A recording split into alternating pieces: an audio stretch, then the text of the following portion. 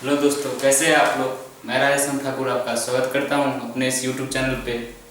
आइए आज हम लोग नेमिंग ऑफ एल्केन का पार्ट 3 शुरू करेंगे, जिसमें कुछ एग्जाम्पल और रूल के द्वारा आपको कुछ बेहतर चीज़ बताने का प्रयास करेंगे। हम पीछे क्लास में हम नेमिंग ऑफ एल्केन ही पढ़े थे, उसमें कुछ बेसिक चीज़ और उससे जुड़े हुए कुछ ऐसे मतलब थिंग्स था जो तुमको याद करना ज़रूरी है।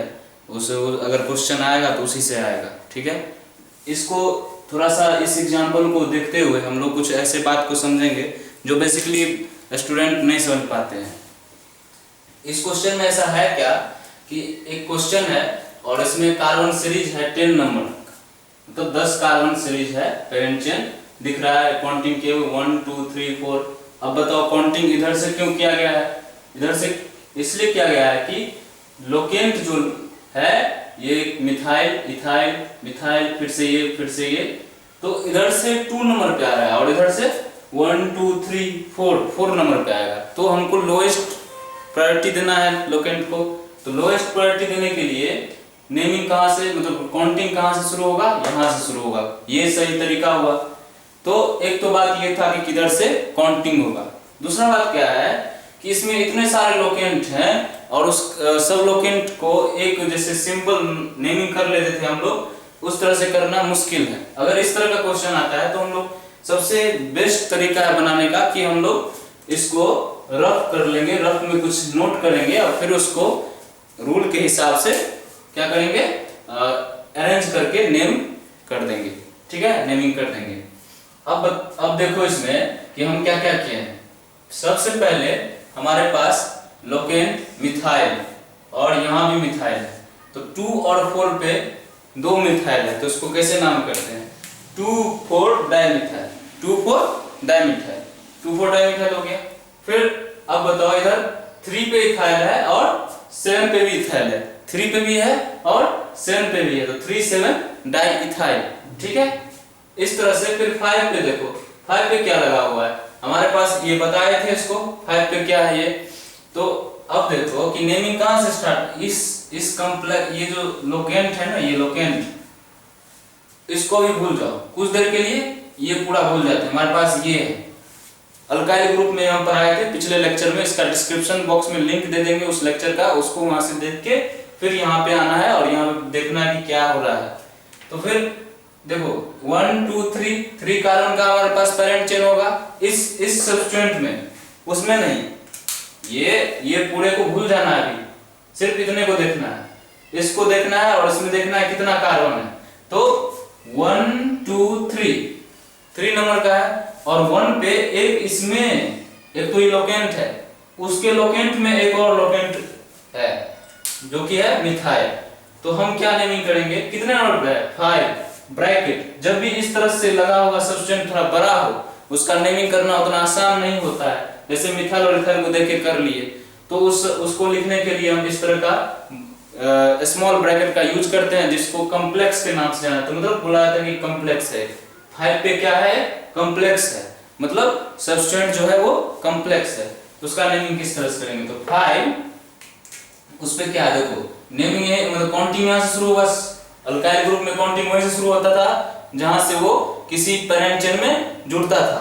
तो फिर क्या देखो यहाँ से 1 2 3, तो 1 पे मिथाइल है, 1 मिथाइल प्रोपाइल। प्रोपेन क्यों नहीं हुआ, क्योंकि इसका एक H हटके ये कहीं पेरेंट चेन में जुड़ा हुआ है, जैसे जुड़ रहा है यहाँ से देखो एक H हटा हुआ है, ठीक है, तो प्रोपाइल। इसी तरह से 6 पे देखो, 6 पे भी 1 2 3, लेकिन इस बार क्या चेंज है कि 1 पे भी एक मिथाइल है और 2 पे भी एक मिथाइल है, तो हम क्या लिखेंगे 1 2 डाइमिथाइल प्रोपाइल। तो इस तरह से हम जितने भी लोकेंट था उसका हमने नेमिंग कर लिया। अब क्या करना है, हमको पूरे इस कंपाउंड का या इस गिवन जो तुम्हारे पास स्ट्रक्चर है उसका नेमिंग करना है, उसका कैसे नेमिंग करना है। तो उसको ये करने के बाद अब तुम इसको रूल वाइज, रूल के अकॉर्डिंग टू आईपीएससी के गाइडलाइन के हिसाब से हमको क्या करना है, नेमिंग करना है। तो नेमिंग करने के लिए क्या करना है, देखो सबसे पहले दो चीज का बात, यहाँ दो चीज ध्यान रखना है, एक कॉम्प्लेक्स और एक सिंपल, दो तरह का लोकेंट तुम्हारे पास प्रेजेंट है। इसलिए हम बोल रहे थे कि ये थोड़ा इंपॉर्टेंट एग्जांपल है कि तुम्हारे पास दो तरह का लोकेंट प्रेजेंट है। बेसिकली पिछले क्लास के जितने भी क्वेश्चन थे उसमें एक ही तरह के लोकेंट हमारे पास थे और हम लोग आसानी से नेमिंग कर लेते थे, लेकिन यहाँ पे दो तरह का, एक कॉम्प्लेक्स है और एक सिंपल है। तो जब भी कॉम्प्लेक्स लोकेंट होगा तो उसमें हम लोग क्या देखेंगे कि यहाँ लगा हुआ डी और यहाँ सिर्फ एम, तो इसमें डी डाई लगा हुआ है तो उसको कंसीडर करेंगे। क्या करेंगे? कंसीडर। इसमें डाई लगा हुआ है तो उसके डी को कंसीडर करेंगे। अगर यहाँ पे लगा होता भी डी या टी, कुछ भी ड्राई तब करते, लेकिन यहाँ पे नहीं है तो एम को कंसीडर करेंगे। तो बताओ, और डी और एम में अल्फाबेटिकली कौन ज्यादा, मतलब कौन पहले? तो डी पहले, तो डी वाला को पहले रख लेंगे। तो 6 पे क्या है? 6,1,2 डाइमिथाइल प्रोपाइल, ये हो गया। इसके बाद बताओ कि इस दोनों में तो ये जीता, तो ये पहले आ गया, ठीक है। अब बताओ इस तीनों में यहाँ क्या है? एम। अच्छा, और सिंपल वाले कॉम्प्लेक्स में ना डाई रहे, ट्राई रहे, टेट्रा रहे, उसको कंसीडर नहीं करते हैं। सिंपल वाले कॉम्प्लेक्स में डाई, ट्राई, टेट्रा को कंसीडर नहीं करते हैं, लेकिन कॉम्प्लेक्स वाले सब्स्टेंट में डाई, ट्राई को कंसीडर किया जाता है, इसीलिए हम यहाँ पे डी को किए, ठीक है। तो अब हमारे पास एक कॉम्प्लेक्स बचा हुआ है, एक और दो सिंपल वाला बचा है। तो देखो कॉम्प्लेक्स में एम है जो कि सबसे बाद में आता है। अब यहाँ देखो ई है और यहाँ एम है, तो ई वाला आएगा पहले, सबसे पहले ई वाला आएगा, तो ई वाले को रख लेंगे। आ गया 3,7 डाइथाइल प्रोपाइल, ठीक है। फिर आप देखो हमारे पास ये भी हट गया। हमारे पास कौन कौन हट गया, हम उसको हटा देते हैं। ये चला गया, ये चला गया, अब बचा क्या? ये दोनों।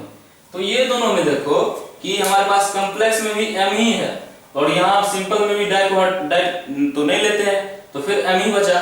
तो इस दोनों में एम को, अब तो एम ही आ गया। अब हम क्या करेंगे कि हम देखेंगे न्यूमेरिकली कौन पहले। तो अब देखो कि न्यूमेरिकली कौन पहले होगा? 2,4 पहले आएगा, तो हम 2,4 को पहले रखेंगे, तो 2,4 डाइमिथाइल, फिर क्या आ जाएगा? 5,1 मिथाइल प्रोपाइल। तो इस तरह से इसका नेमिंग करते हैं।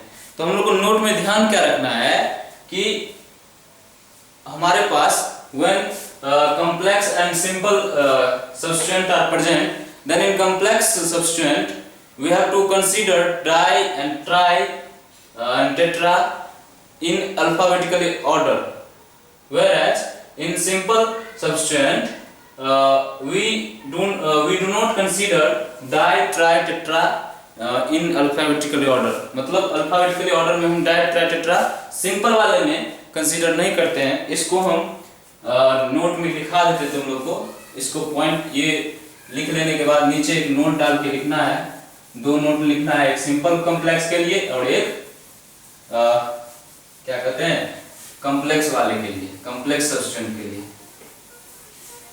तो नोट में क्या लिखना है?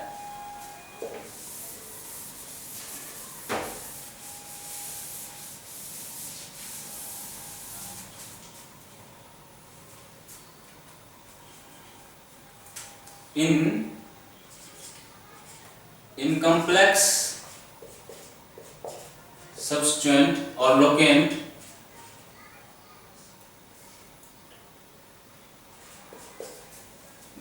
in complex locant we have to consider di, try, tetra etc in alphabetically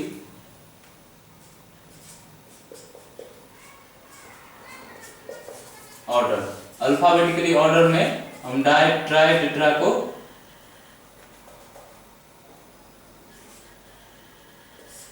consider करते हैं, ठीक है। लेकिन ये पहला हो गया। और दूसरा क्या था कि सिंपल वाले में in simple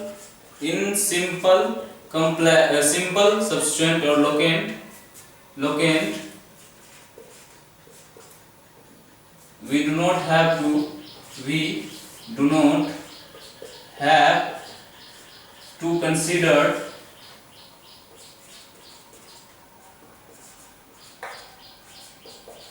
the di,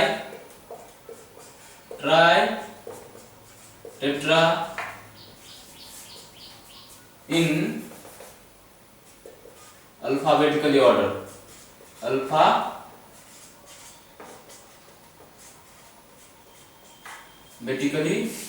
order. तो अल्फाबेटिकली ऑर्डर में ये हम नहीं करेंगे, ठीक है, कंसीडर नहीं करेंगे। इसी तरह से और भी तुम अपने बुकलेट, या तुम्हारे पास बुकलेट हो तो ठीक है, नहीं तो अमेज़न ले लो या कोई एनसीईआरटी बुक, कहीं से भी क्वेश्चन खोजो और उसको बनाओ। अब तुम्हारे पास अल्कीन से रिलेटेड जो भी क्वेश्चन होगा वो बन जाएगा, ठीक है।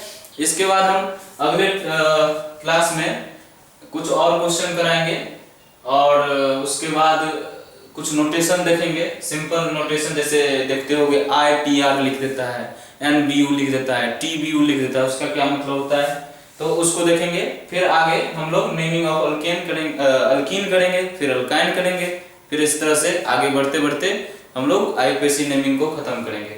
लगभग 5-6 क्लास और लगेंगे इसमें, और उसके बाद हम लोग अगला टॉपिक जो होगा उस जो हम लोग स्टार्टिंग में पढ़े थे कि किस तरह से पढ़ना है, उसी तरह से आगे पढ़ेंगे, ठीक है।